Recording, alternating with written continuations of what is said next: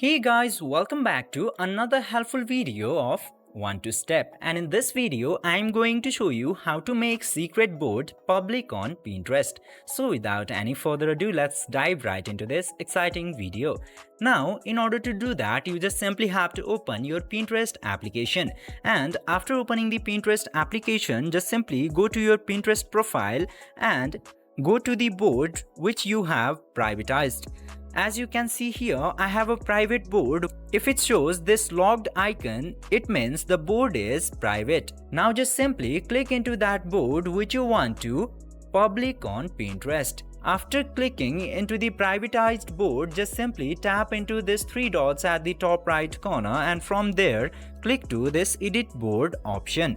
Now after coming into this page, you can easily disable the toggle for keep this board secret into the visibility section.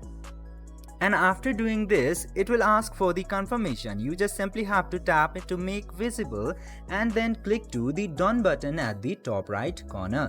Then after doing this very easy steps, your private boards or the secret boards will be public on Pinterest. I hope this video was helpful for you. If yes, don't forget to like, share and subscribe to the channel to never miss another update.